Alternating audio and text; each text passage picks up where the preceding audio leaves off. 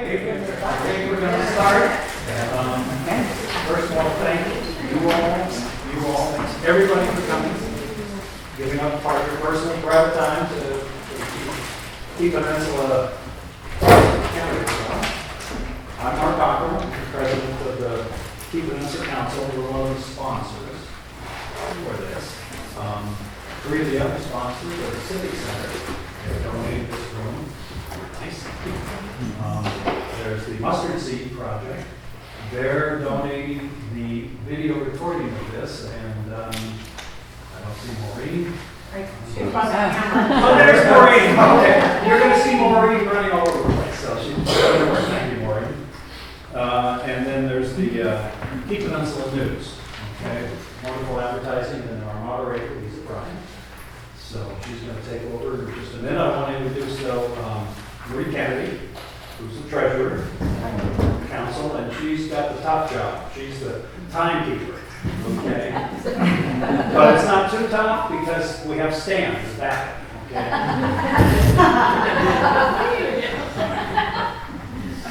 Okay, so I think that's it. I'll be talking to you at the end. We do have the very cookies. Okay, so something for the road. Thank you. Lisa? Thank you. Good evening, my name is Lisa Bryan, and I'm honored to be the moderator tonight. We want to remind all the candidates that we're all supposed to be nice and cordial and no personal attacks or anything like that. Not that you'd ever think of doing anything like that. We'd like to start off with a question to the incumbents. Both Chuck West and Natalie Wimberly are here as current school board directors, running for those positions again.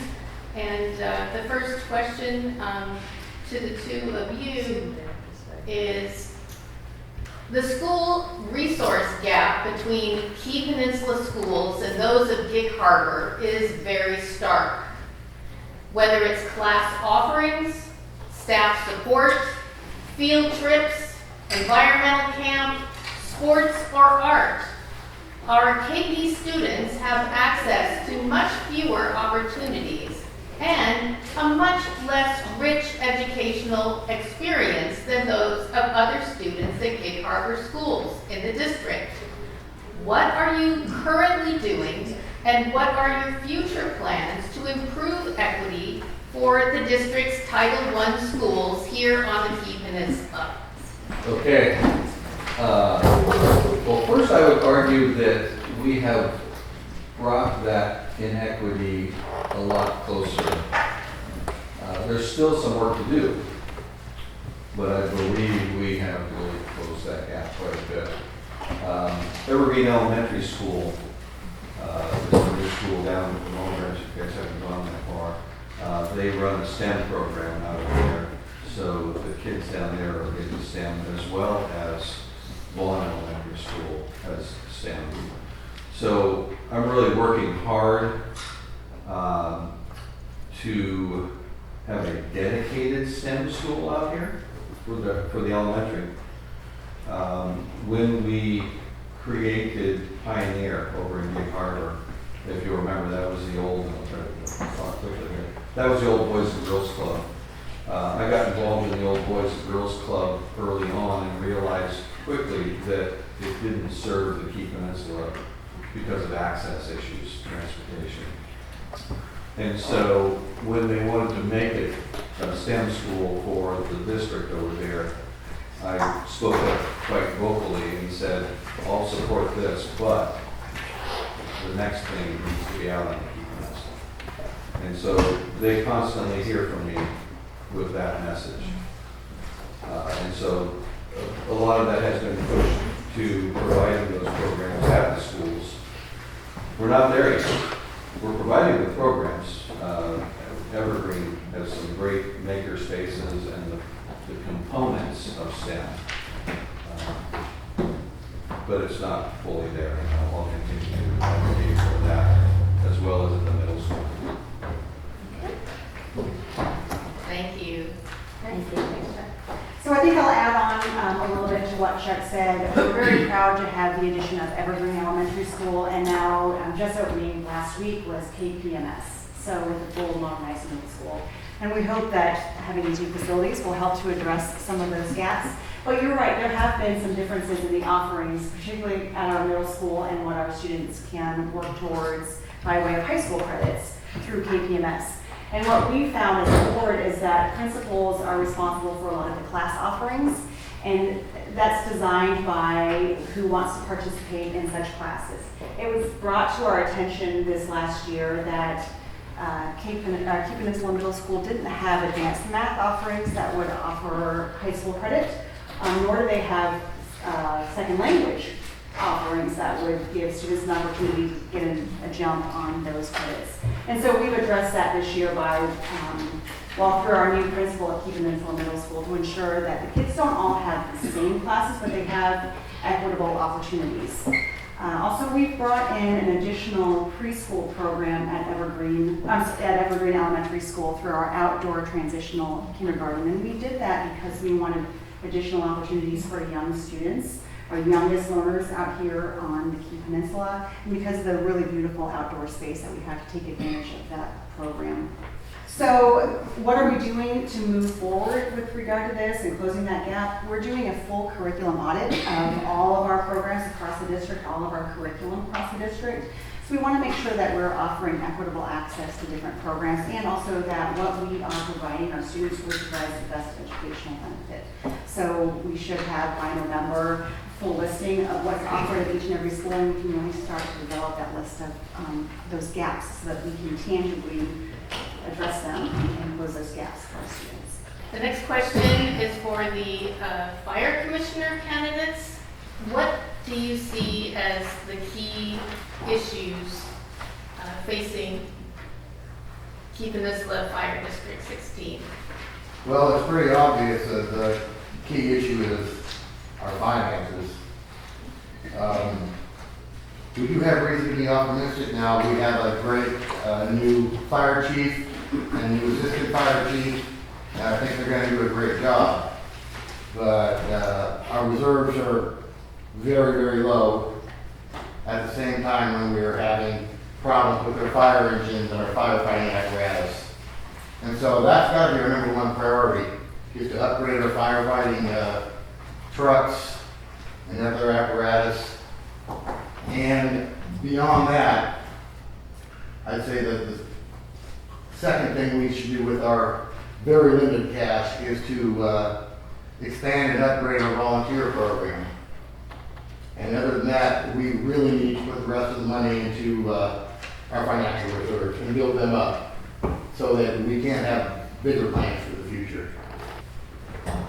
The biggest issue I see facing the fire district currently is the fact that the community has concerns with regard to the purchases of the 2 lots that I think everybody is aware of.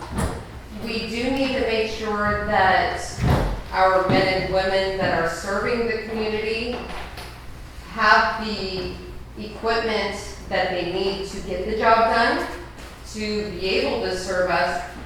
But I also think that one of the things that needs to be looked into, and actually currently is being considered, is the possibility of maybe selling off one of the lots to bring some of the money back into the district, to be able to put towards the apparatus, the engines, the salaries, the whatever is needed for our boots on the ground.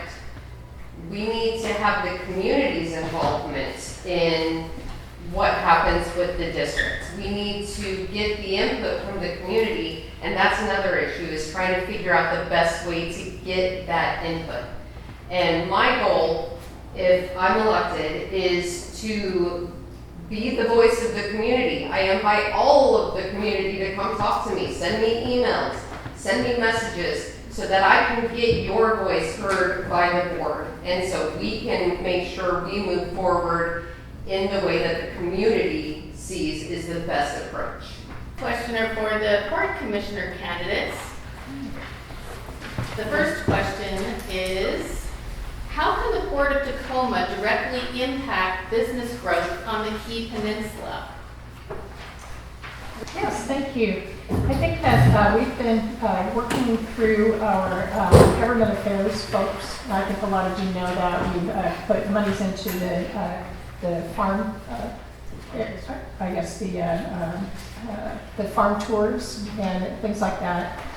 It's important that you let us know, fill out those grants. I think that there are some things we need to also hear from you. So if there are some things that we can continue to do, but encouraging people to do that. We also know that a lot of people here who live here in Gig Harbor and Key Peninsula also work down there as well. And I think the important thing is to also continue to create more jobs and making sure that we're bringing back business, especially from the East Coast. You've heard about the labor dispute or the negotiations that we had. We most recently have talked with our labor folks. We've talked with Local 23 as well as our terminal operators to talk about creating more efficiencies to having, for instance, like 35 container lifts per hour so that we can be like a Nordstrom approach to our Port of Tacoma. So a lot of it is doing things better than everyone else does on the West Coast. Hi, I'm Kristen Eng. It's been an honor serving as your Port of Tacoma Commissioner these past 4 years. And I would like to add what Commissioner Keller has said about increasing jobs and businesses at the port. That will add businesses here. A lot of those that are employed at the Tide Flats, or what we call the Port of Tacoma area, actually live around this area. And that would mean that we do have to be more competitive against the east and southeast ports. And we've done that by modernizing and expanding our port terminals. We've also, I would say that we're diversifying our business portfolio, taking a look at how we can connect to offshore wind, perhaps a boat building business. We're also creating a 253 Maritime Skills Center with our schools districts to provide these particular student pathways to the students around Pierce County. So we're providing more workforce development, we're providing more business opportunities, as well as I would say that we're doing great in the environmental stewardship part, because we know what happens in our waterways will affect the entire waterway. It's just one waterway. And so we've actually had national awards with regards to our lower Wapato Creek habitats, cleaning up contaminated sites. We actually won the Oscars of cleanup in terms of putting back contaminated land into better use and to industrial use as well as creating habitat. And this affects our entire region. Thank you. Mr. Bryant? Hello, I'm Dave Bryant, and running for Port of Tacoma Commissioner, position 5. It's a very, very broad question, but obviously if you are directly employed by the port or one of the businesses that directly support the port, you know how important that port is in bringing the ships in and all the rest. It's all the spin-off jobs, supporting job growth in other areas, high-tech areas in this area, connection to the Western Pacific that brings in people from Vietnam, Indonesia, India, China, Japan. All those things are very, very important to this area, and this area is grown and will continue to grow because of the spin-off jobs from those jobs down there. And that is the purpose for the port. All of you as citizens of Pierce County invest your money in owning the port, putting money into sustaining and growing the port so that jobs are attracted there, and obviously then the spin-off jobs from that go to everywhere in the county, plus throughout the state. Commissioner Clinton, you've been on the Parks Commission for a long time. We have a question of what makes you continue to serve? I continue to serve the Key Peninsula on the Parks Commission because I believe in conserving public lands.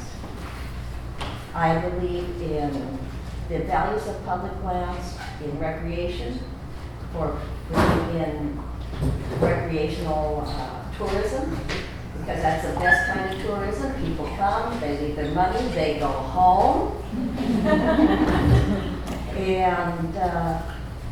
And frankly, we love this area out here. I am very, very concerned about what happens here. And I have been a conservationist all my life. And that's why I got into the park,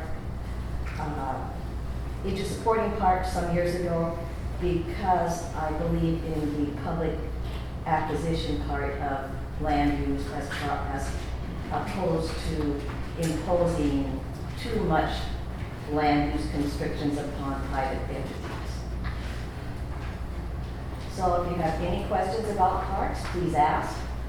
I have been the longest serving commissioner on the park board. I've been there since the beginning of this park board and was at the end of the old Park and Recreation District.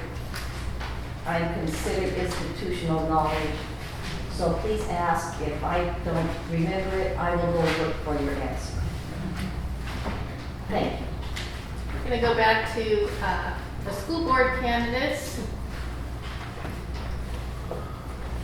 As incumbents, what have you learned in your last term? And what things do you feel you need to work on? The last time I sat in front of you was 2019. So we took office December of 2019, not knowing at all what was headed our way just a few months later. So what have we learned? That schools and communities can be incredibly fragile. Also learned how much we rely on schools to provide so much more than just education for our students. We provide a safe place, we provide counseling support, we provide food, we provide friendship. And so when we shut those buildings down, it was devastating not only to our students, but to our staff and I really think our entire community. I've also learned that the Peninsula School District really struggled with solid leadership. We had 4 superintendents in 5 years prior to Creston coming here. And that really leads to a lot of problems.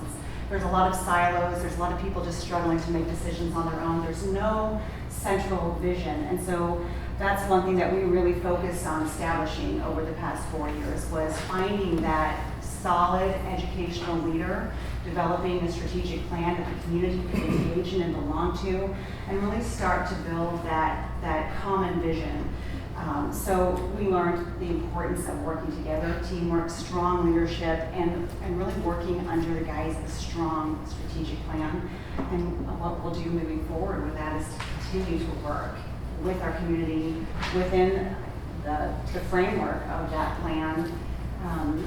And really now kind of back off as a board from being so involved in the administration. Now that we have solid leadership, we really want to work on developing policies, working on budget, working on legislative advocacy in those areas that our elected school leaders should be doing, and allow the educational part to happen by the educational experts like our superintendent and teachers. Wes? Well, I think you stole all the thunder. As Natalie said, one of the things we realized is that the schools have to continue, and that we would find a way. As we came into COVID, we struggled to find ways to continue the education process. But one of the things I learned is that we're a team, not just the board, but the teachers, the principals, the admin, and everybody in the school district really wants the best for our kids. And so I've learned so many things on the inside, so many people that have brought that forward. And so one of the things we needed was stability also. And so coming out of this, the board got their feet down and really pushed forward. We did the strategic plan, which really helped to set a focus for the admin and the teachers, and gave them a solid plan that they could move forward on. Some of that hadn't been done in quite a while with all the turnover that has happened. I think we've stabilized the boat. So that's a big thing for this district. There's a lot of issues that I'm constantly learning about the dyslexia curriculum, things that we are really working to improve. And we're making headway in a lot of ways, and I feel really good about that. And even in the schools that we've built, I feel like we've made a lot of headway just in the last 4 years. And for the fire commissioner candidates, would you support O'Callahan's being turned into a park and ride and transit center and then maybe rented to the county? You want to go first? Sure.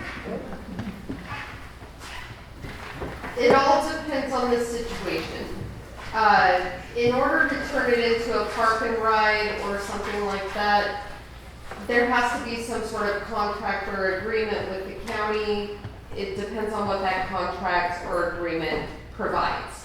If it provides that we are just letting them use it as a parking lot for free, well, no, probably not. If it means that we, as a district, are required to act as property managers or something along those lines, probably not. The fire district is not a property management company. If it's more along the lines of they are renting it, we are using a property management company, they're paying a fair market value for the land to use it, possibly. It is a way, it could, let me rephrase that, it could be a way to bring in more finances to the district to help cover the cost of engine repairs or any of the other things that the district needs. So if, I hate to say it, but I can't give a yes or no answer to that because it really just depends on the circumstances. Thank you. I can tell you the answer is no. We're paying way too much money for that to turn it into a park and ride.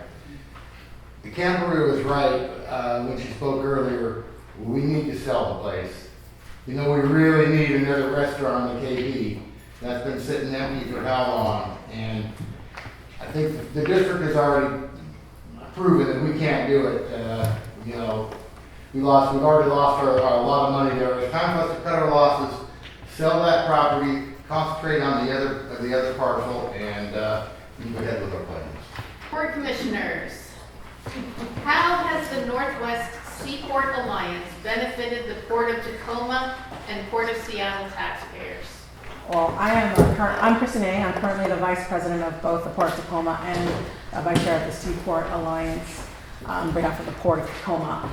And it has benefited both our ports. The Northwest Seaport Alliance was formed in 2015 with regards to the growing threat of competition in the British Columbia ports, as well as the Southeast ports, as well as the widening of the Panama Canal. We need to combine our investments and advocacy to compete. And that's why we're able to modernize and build out these really big international terminals.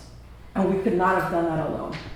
In terms of our advocacy, we have been successful in helping secure on the way the harbor maintenance tax, getting our remedial action grants, getting the grants necessary to acquire more land, to clean up more land, because it takes, I'm gonna say, a whole village. It takes all of you to advocate on our behalf, but it takes all of us to advocate in Congress as well as the state legislature when we want to have projects done.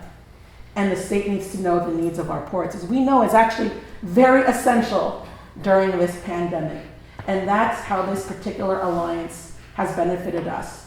First, we needed money for the 4 cranes. That's about $200 million. And I must say, like, when we make these kind of investments, whether that's $500 million, $200 million, we want to make sure that we're minimizing risk. And we could only do that together. Otherwise, it would be detrimental competition between the Port of Seattle and the Port of Tacoma to the bottom, in which just the shippers and other people would just take advantage of us. But right now, we can come together and actually adapt to the accelerated changes that we've seen and take advantage of where we're at, which is a signed labor contract, as Commissioner Keller said, as well as there has been some issues with the Panama Canal, climate change, drought, as well as we're actually the cleanest gateway, Asia to US direct, 26% cleaner here than if it was directed to the East Coast, that's 26% more GHG. So the Northwest Seaport Alliance joining the two ports together, they're very close geographically. They actually can work together very well as a single port. Very good idea. The sticking point is that the King County taxpayers pay for things in the Port of Seattle.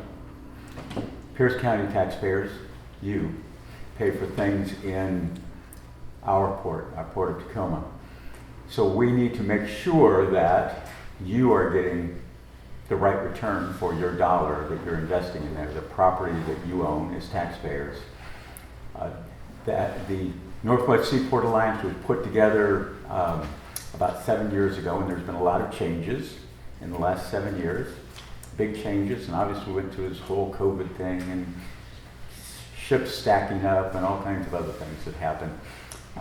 There is other changes that are happening that are going to change both ship propulsions and the truck systems that pick things up, the trains, all the rest of that, big technology changes. And so we need to look into and make sure that you, the taxpayers in Pierce County, are getting the fair end of this deal. And so I think there does need to be a comprehensive review of all the properties, the business-making properties, et cetera, to make sure, again, that you are getting the right return for your dollar. I'm president of the Port of Tacoma Commission as well as co-chair of the Northwest Seaport Alliance.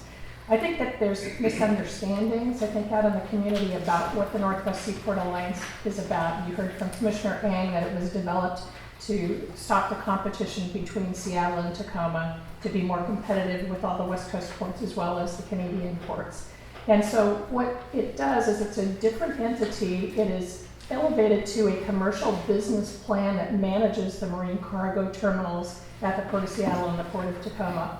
All the business that's generated is put into the Northwest Seaport Alliance, operating costs divided and all of that. And at the end of the day, the net profits are shared equally 50-50 between the ports of Seattle and the ports of Tacoma.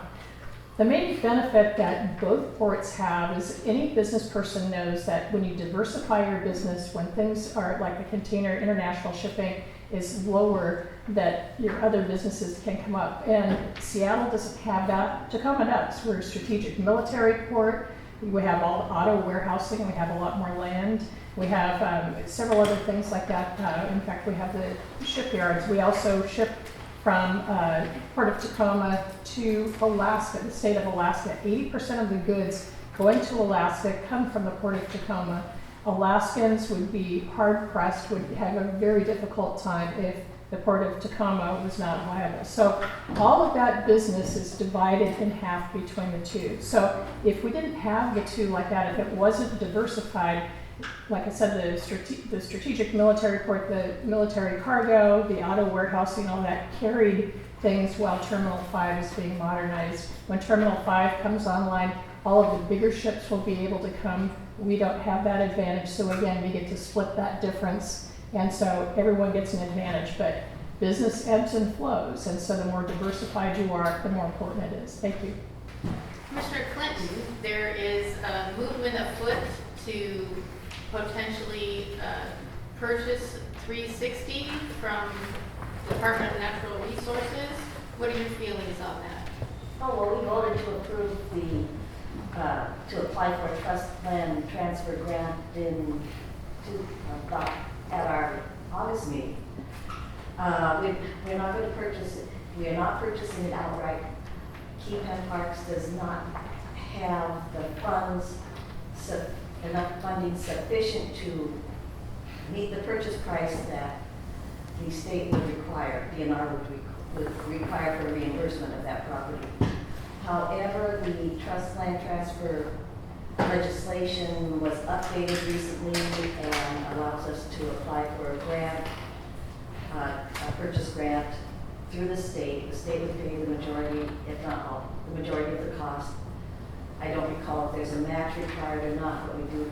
Key Penn Parks has been very strategic in how it has managed its funds, and we do have a fairly reasonable capital fund that we can use to match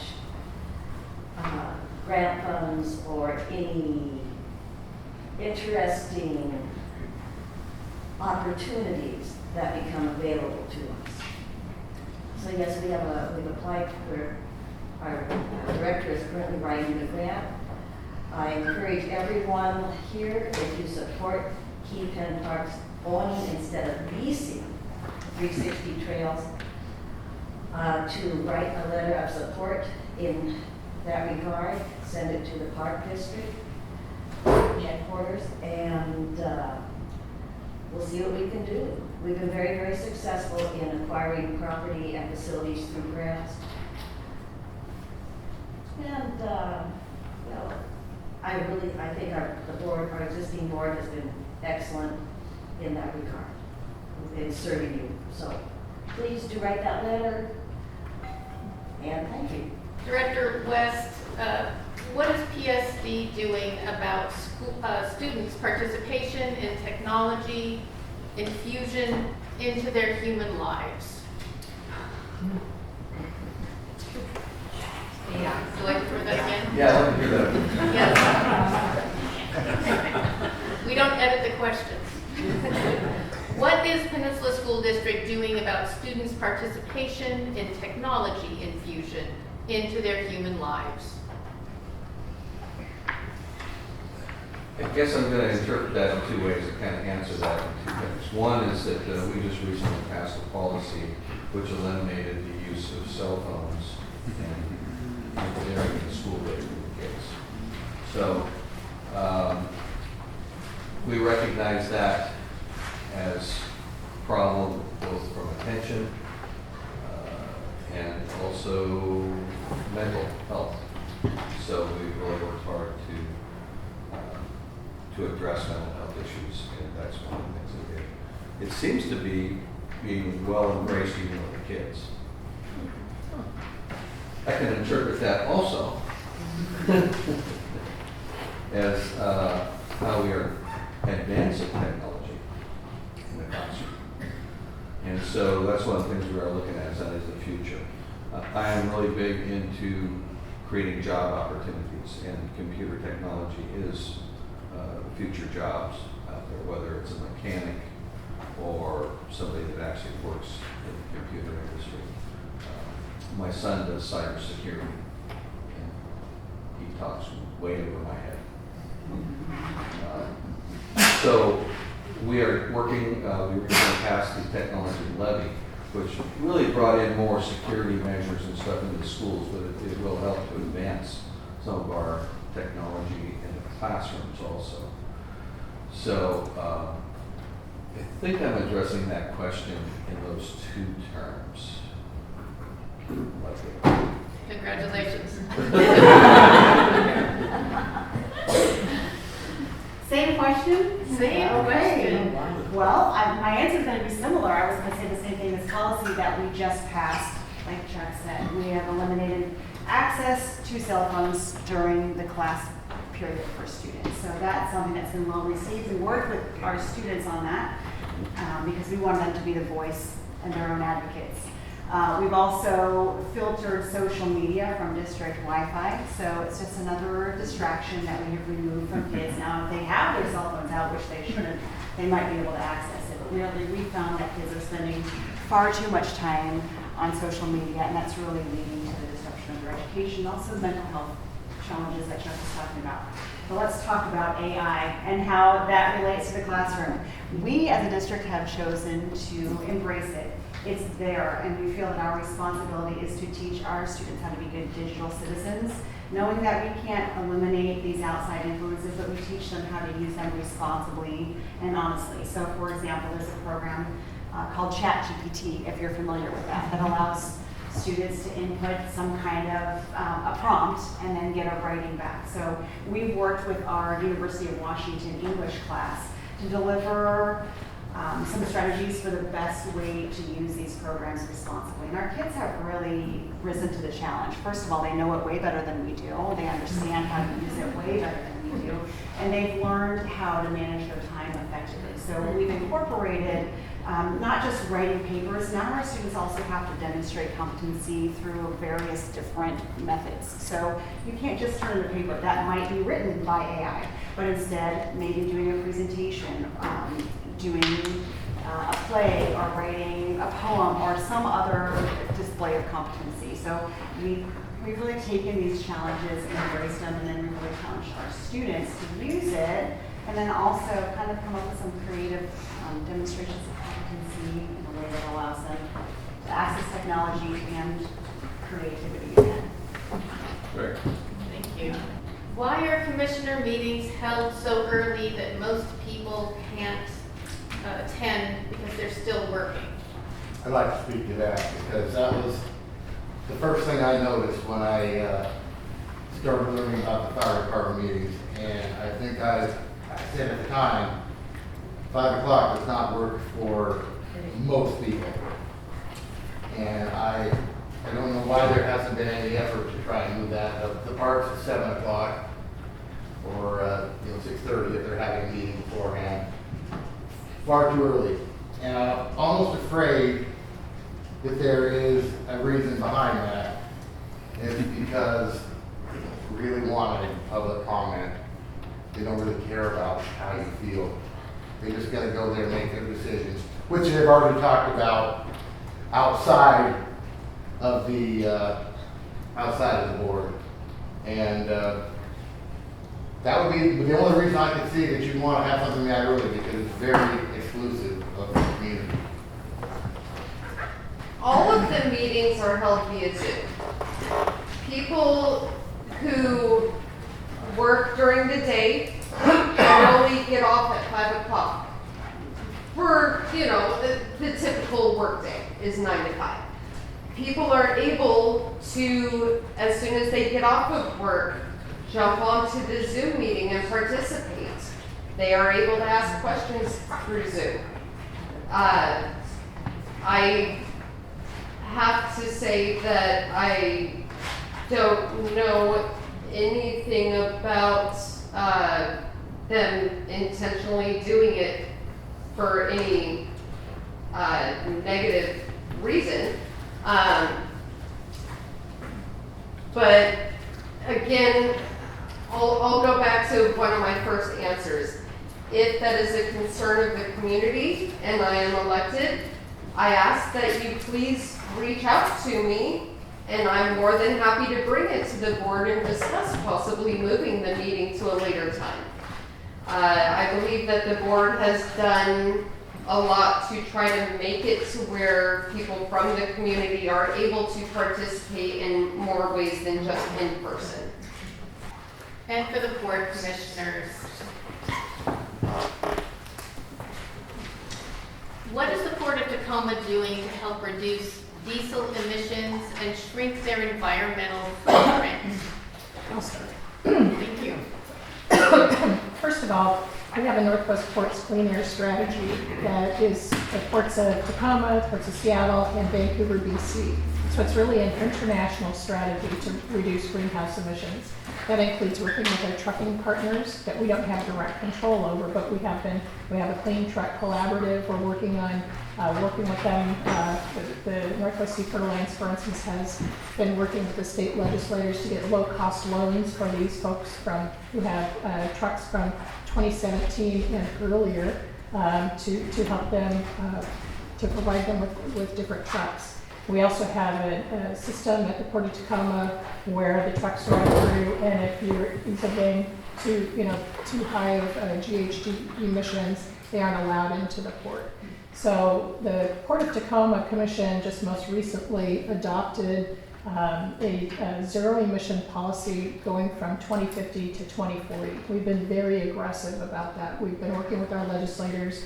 We just had a joint meeting with Pierce County Council talking about what we're doing to, with regard to the environment on lowering the emissions. So there are a lot of things. The Port of Tacoma itself doesn't generate that much, but when you take a look at all the truck traffic, that is a concern. Also, our transportation system, our roadways, when you have trucks having to sit there and idle for a long period of time. And so we spend a lot of time calling Olympia saying we need some monies, let's keep, these road improvements moving because it affects commuters as well and trying to get to work. So there are a lot of different areas that, while it's not directly under the port's control, the port can help others around to get that to happen too. So it's an exciting thing to do. We have a great environmental team. We have 18 people on our environmental team who are working on these, and the commissioners have all been saying, get it done faster, faster, faster.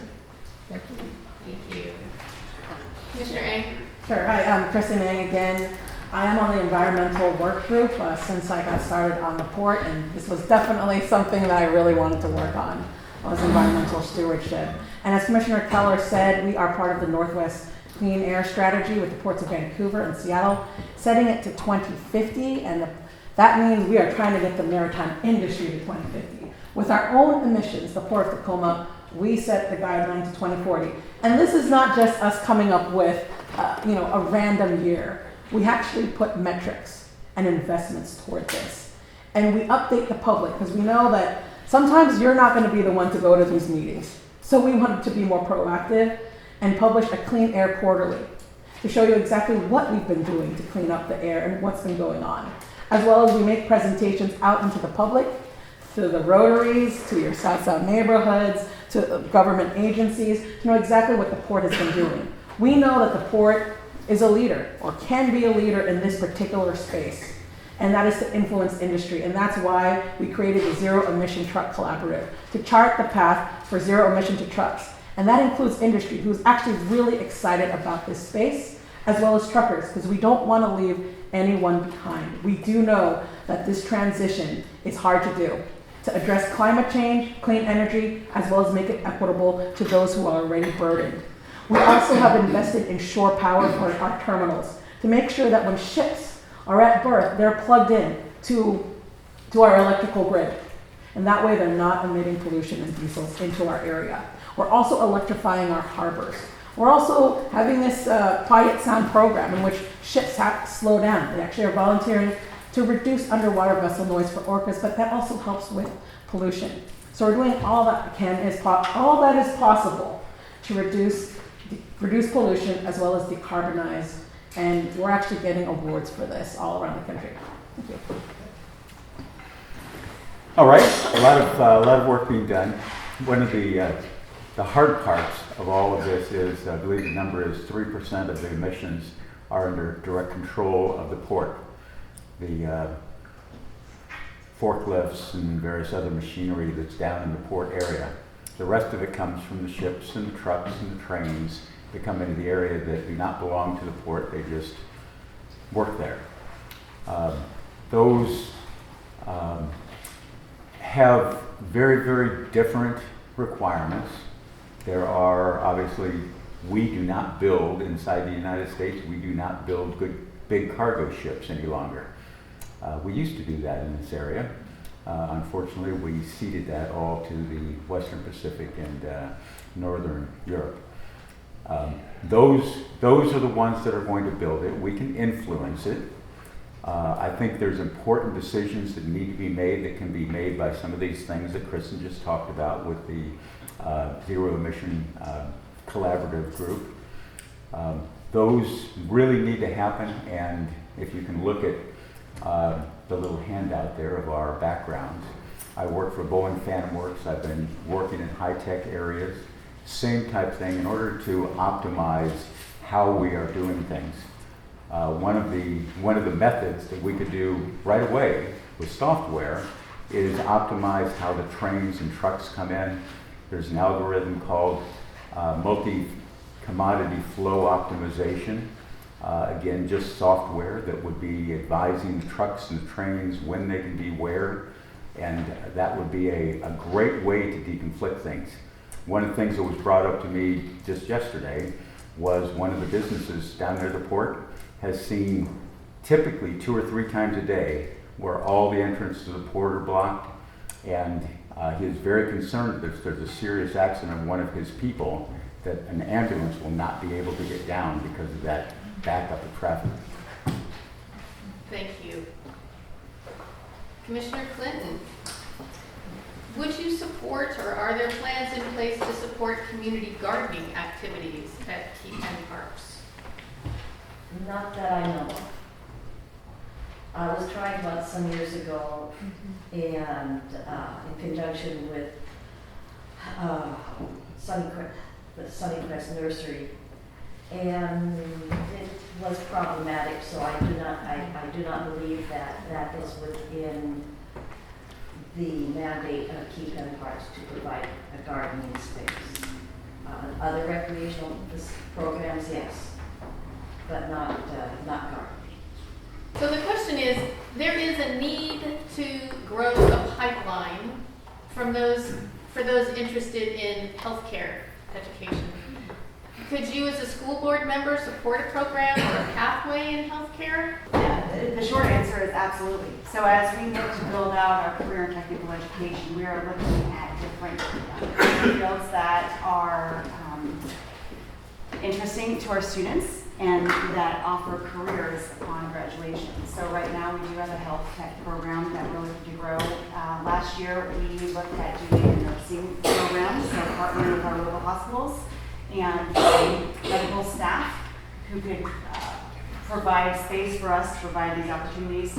We're also looking to partner with an organization, the Geneva Foundation out of Tacoma, that would help us provide education in radiology and medical transcription for our students.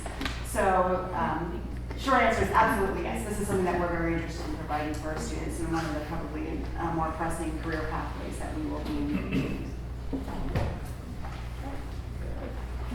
Okay. So, yes, you can. What I wanted to add on to that is that we're always looking for partnerships.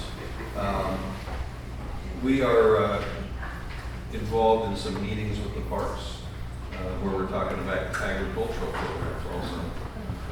I would love to see an ag program back in our schools, something that rivaled what we had many years ago when we had 4-H. So we're always looking for partnerships with the medical community. We have so much to offer. COVID kind of put a stop to a lot of things. We're not doing much right now with the salmon habitats in our local hatcheries, and we want to get that stuff going again. So we're looking at partnerships in all of the different things that are around here and how we can address those for jobs. I think every time we graduate a kid out of our schools, they should become productive members of society at whatever level we're capable of doing that. And so with these partnerships, we can teach them all kinds of jobs, from healthcare to the environment, working in the parks.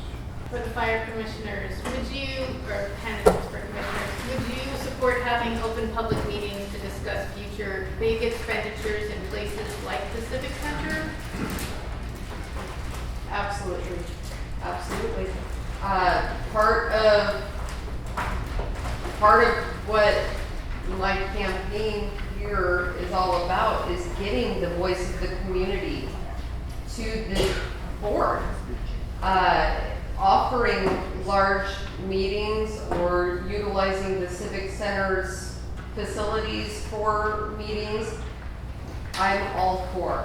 I think that the Fire Commission has made many efforts to get information to the community. They have held multiple public meetings. The problem that exists is getting the word out to the community and getting the community's feedback back. So, again, getting the community's involvement, feedback, that is a huge thing that I think we need to bring to the board. I'm willing to be that voice. I want to be that voice for you. So if it means bringing or holding a meeting here, absolutely, I'm all for it. Mr. Kelly? Well, Kimberly is right. We need to have more meetings. And in fact, if we would have had proper public meetings before the big real estate boondoggles, they probably never would have happened. So it's at an utmost importance moving forward we gotta earn that trust back for the fire commission, that we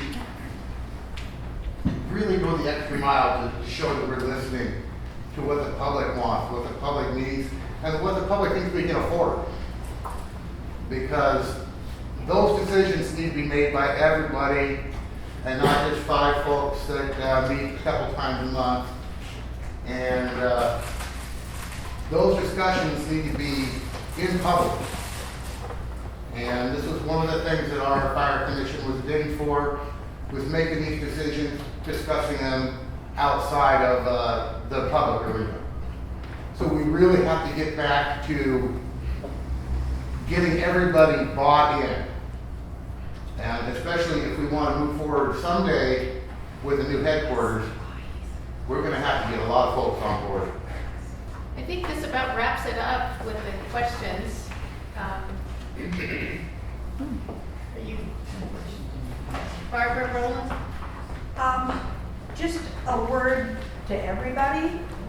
A third of us out here on the peninsula do not have email access nor Wi-Fi. I don't own a smartphone. So if you try to text me, if you try to assume I'm going to do Zoom, no, it isn't happening for most of us out here. Even if, and there are dead zones on this peninsula. So don't assume we can do any of the meetings over internet. We need physical meetings. That fit our schedule. Or better broadband. Thank you. Garlic. Yeah, First and third Well, that's Tuesdays at 6:00 p.m. is when we have our meetings in person. There were multiple questions in regards to access to meetings, physical access to meetings, and communication in that regard. A lot of these questions were very similar. Well, you do know that Washington State did receive tens of millions of dollars for broadband equity. You might want to start talking to the Department of Commerce and your legislators to get some of that money over to Key Penn. They stopped it. They got it from the federal government as part of a grant. The very north end of the peninsula is getting it.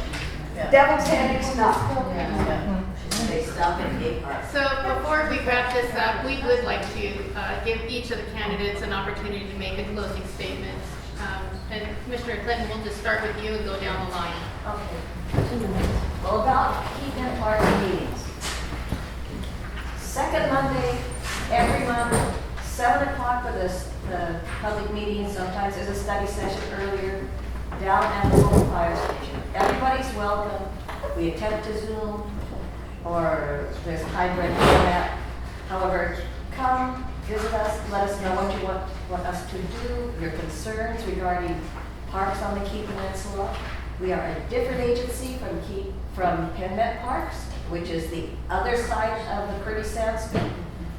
We are different from Pierce County Parks, although there are 2 Pierce County Parks properties that are owned on the Key Peninsula. We have leveraged over the years since I've been there.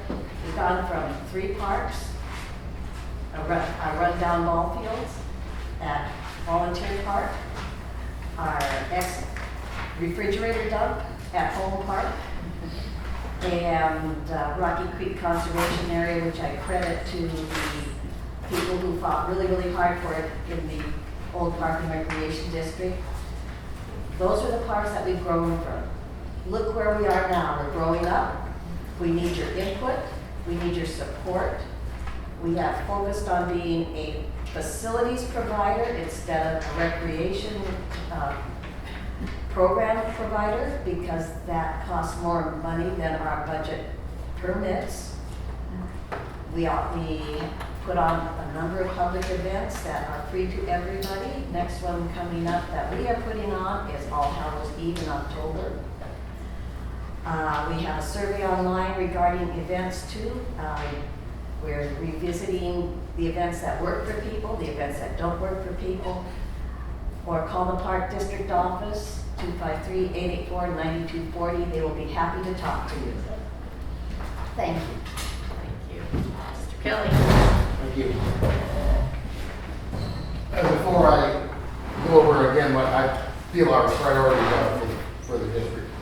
I just want to quickly say thank you to the KP News and specifically Ted Olinger for his work, that investigative work that pretty much told everybody in the community what was going on at the fire district, because not all of us can make those 5 o'clock meetings. Our first priority has to be to upgrade the fire trucks, because that is how we deliver our service. And that is something that could cost lives. Much more important that we have trucks to bring our firefighters to the scene of an emergency than our administrators have extra comfort in their office. To be true to our roots here on the KP, I think it would behoove us to expand our volunteer program and really try to recruit more young people. The KP volunteer program has had a great record in graduating people into full-time career positions. So that's a good thing for our kids. That's a good thing for our community. And other than those two things, we need to be sticking some money in the bank, because our financial reserves are at pretty much an all-time low. Kip was talking about financial responsibility on the board, and that's what I'm used to. I serve on that board. I helped build Gateway Park, and we didn't go broke doing it. I've got a lot of skin in this game. I've got 2 kids at KPMS. I'm really excited about their future here, and that's why I got involved here in the community. I've been a volunteer for the Lions Club, for the parks, and for the PTA. The reason I got involved is to build this community for my daughter and my nephew. Thank you. Thank you.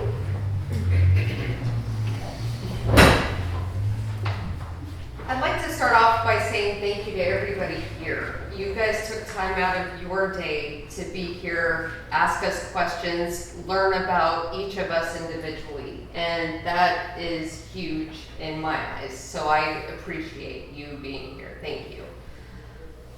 I'm Cambria Queen. I'm running for fire commissioner, and I'm currently the Citizens Advisory Panel chairperson for the Key Peninsula Fire District. I believe that it is important to get the voice of the community to the board without knowing the issues with attending Zoom, which I definitely understand the internet issues, I promise. Without somebody saying that, we may never have known. And so I appreciate that feedback. I appreciate the input, and I truly ask if anybody has any issues that they want addressed with the board, please reach out to me. I am available. I believe in honesty, integrity, respect, and professionalism. That is what I intend to bring to the board. That is how I try to live my life every day. That is what I bring to work. I am an attorney in Tacoma, so I do look over all contracts, all documents. I consider all aspects of something before just making a decision. I want to know that whatever decision is made is going to be best for the community and for our boots on the ground, because that's what matters. That's what we are here for. And I hope that you will all vote for me. So thank you. Since we're all standing up. I want to say thank you also. There's a lot of familiar faces in this audience of people who have been on committees with me or worked with me on a lot of other things in this community. I've always been a strong advocate for this community, for the Key Peninsula, for equity, and I'll continue to be that voice for you on the school board. We are going to get more services out here. I'll see to that. I'm very proud of what we've accomplished in the last 4 years that I have served you. With the building construction, we saved a lot of money. We initially passed that bond to build 4 elementary schools. we were able to save a lot of money in that process, and were able to completely go through 2 middle schools. And so KPMS is one of those. If you haven't seen it, you should see it now. It looks beautiful. I'll continue to push also. I know we've got more to do. There's a lot more to do. Mentor Creek is starting to fall down too. It's getting up there. And of course our high schools. So we've got to address the needs of high schools. And that kind of brings up where my heart is at, and that is producing opportunities for kids to go into jobs programs. So we've talked about healthcare, and we lost a lot of programs in our schools that I want to see back. I want to see auto shop back in our schools, welding shop. I want to see us embracing environmental sciences and agricultural programs. And I see a red. So thank you all. I want to thank you all as well for being here. Thank you to the Key Peninsula Council for hosting us. I am running unopposed, but I want you to know that it's so important to me that I earn your vote and that I keep your trust. I want to thank you for your support over the last 4 years. I stood here before you 4 years ago and outlined my priorities for the Peninsula School District. And those were to stabilize leadership by identifying and hiring a highly qualified superintendent. I wanted to develop a strategic plan with you, with this community. I wanted to launch an ROTC program, address security across the school district, and be a responsible steward of taxpayer dollars. So where are we in all of that despite a global pandemic that shut everything down for a couple of years? We hired Preston Barr in 2021, who I think is an exceptional educational leader, who's starting on her 3rd year with us. Your valuable input helped us to craft and launch our strategic plan that has a vision of inspiring and empowering every child every day. I'm very proud of that work. Our Naval JRTC program is thriving. We're serving now almost 150 kids. It provides a unique opportunity for these students to belong to something, most importantly to each other. We have addressed security through the overwhelming passage of our security and technology levy. We also now have a committed staff of 5 security professionals that serve all 17 of our schools. And like Chuck mentioned, we promised you 4 schools in 6 years. We've got 6 schools in 4 years. Where do we go next? Is really foundational skills, educational opportunity and achievement for all of our students. We're focusing on literacy, we're focusing on math, we're focusing on providing appropriate curriculum and educational resources that meet the needs of all of our students.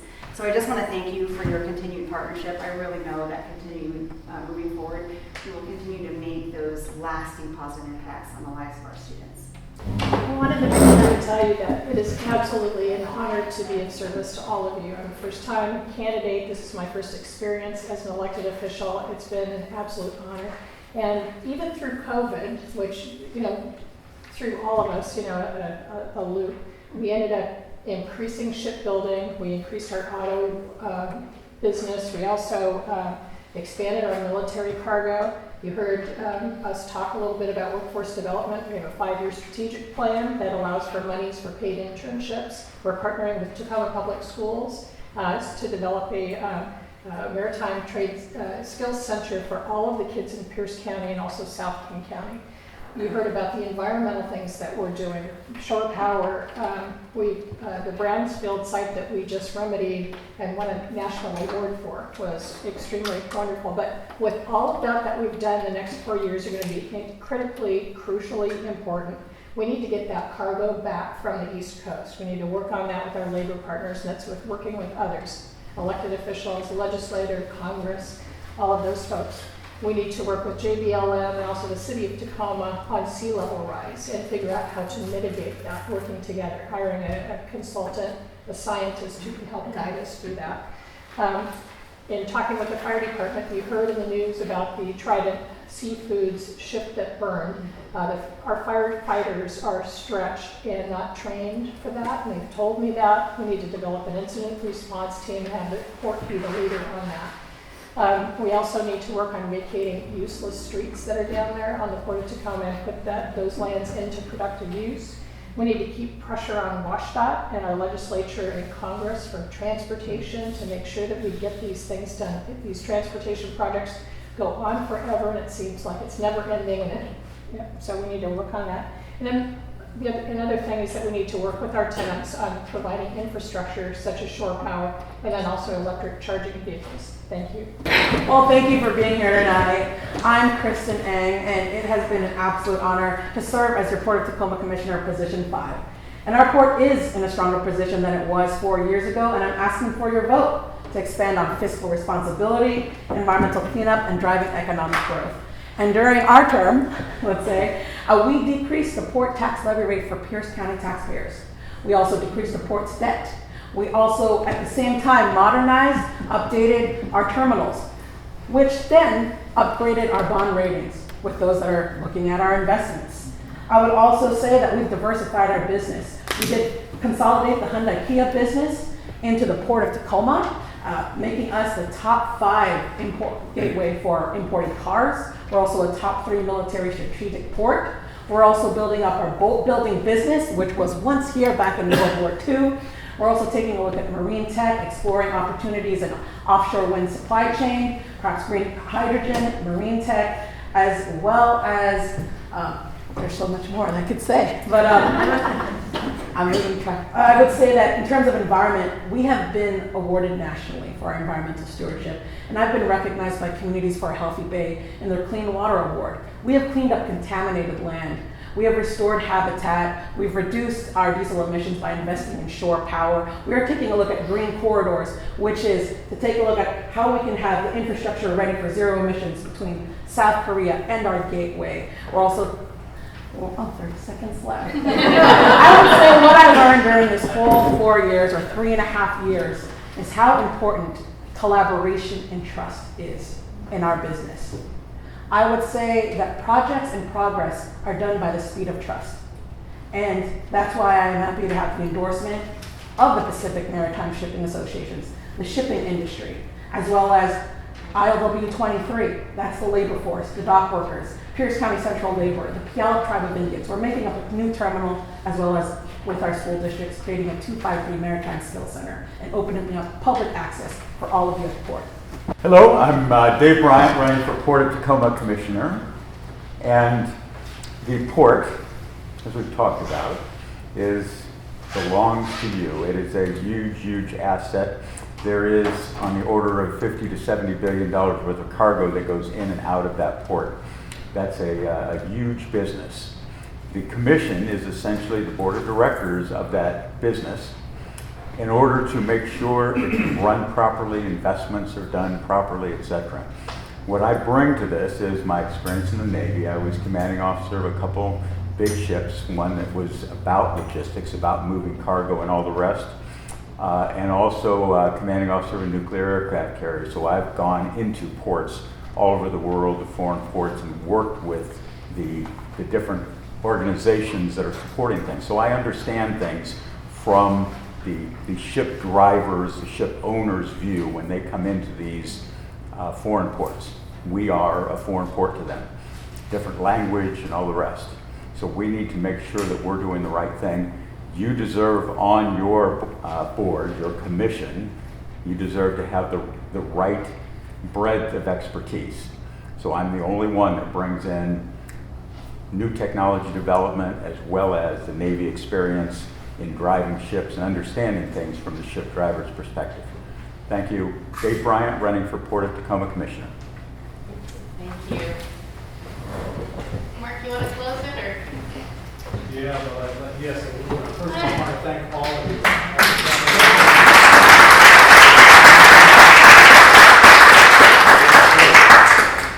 So thank you, Lisa, Marie, and the crew over there. So the goodies, cookies, right over there, some more water. So if you want some, it might be a good time to mingle. Social hour.